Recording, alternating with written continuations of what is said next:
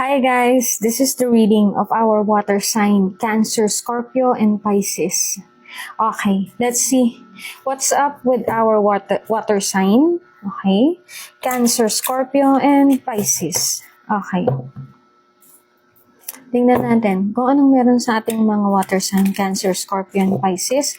And if you want a personal reading, guys, you can just direct message me here in my Facebook account.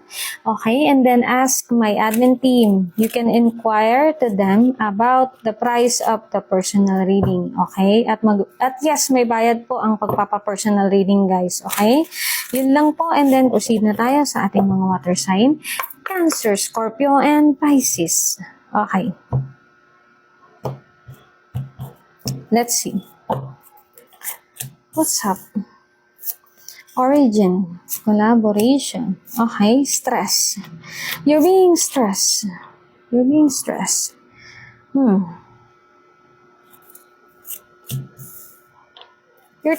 Meron din ako nakikita dito, water sign.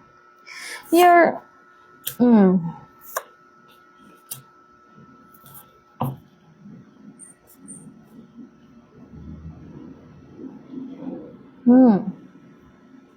practicing magic. Water sign.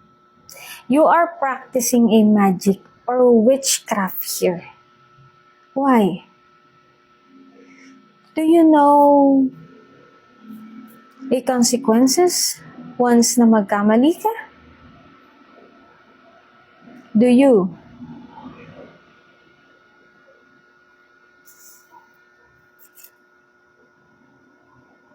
You're practicing a ceremony, a magic. Okay? You're being stressed because of this. Okay? And then, some of you then, okay, is under a spell from someone. Meron pong nagpagawa sa inyo ng kulam. Okay? Pwede rin naman na na-evil eye ka. Okay? That's what I am seeing here. Kasi marami ka na rin tinanungan ng mga manghuhula, ng mga magtatawas, ng mga albularyo, kung ano ba yung nangyayari sa'yo. Naghahanap ka ng evidence, ng confirmation. Kung ano ba yung nangyayari sa'yo, kung totoo ba yung kutob mo na nakulam ka, napalipad hangin ka, ano pa, na na nasumpa ka. Yes, totoo po. Confirm. Okay? Kaya ka na-stress ngayon. Hindi ka mapagkatulog sa gabi. Nagigising ka na madaling araw. 2 or 3 a.m. Okay? Andito kasi yung, meron ka nakaaway. Okay? Meron ka nakasagutan. Possible, ito yung tao na to, na nagpagawa sa'yo. Okay? That's what I am seeing here. Ha? Possible, ito yung tao na to, na nagpagawa sa'yo.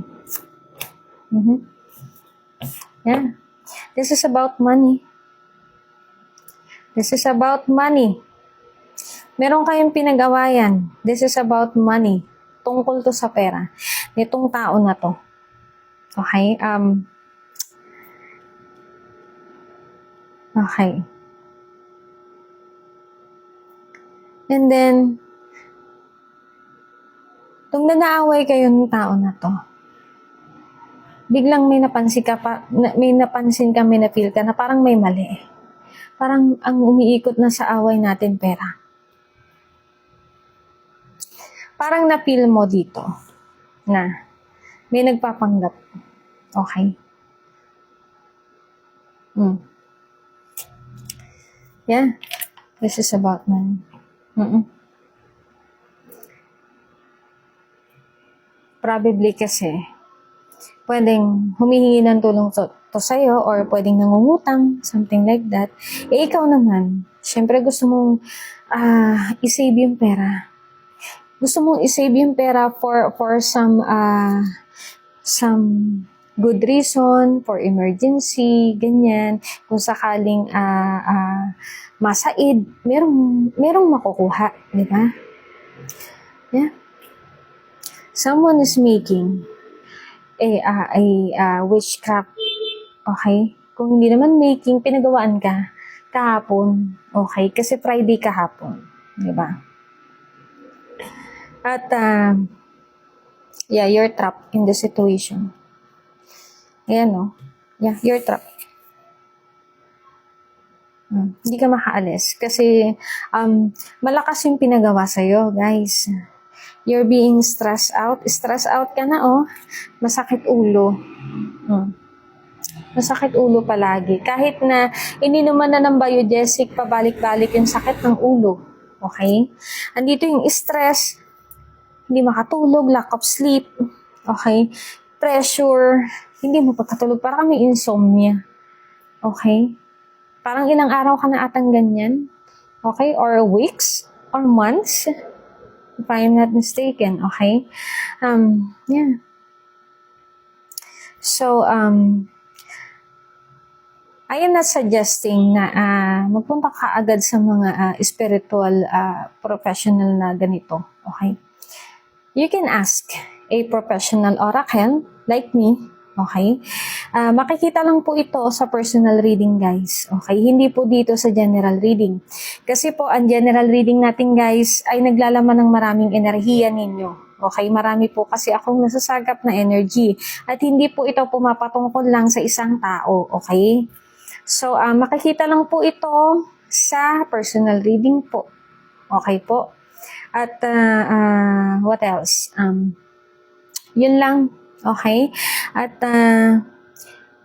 what am I gonna advise to you about this? Okay? Is, maligo ka ng 3 tabo na may asin. Okay? Huling banlaw. Kahit na gaano karami yung asin, okay lang. Basta 3 tabo. Huling banlaw, magmula ulo, pababa. Okay? Kasi it will prevent this black magic. It will only prevent, guys. Hindi siya magtatanggal. It will only prevent. Okay? At, yeah.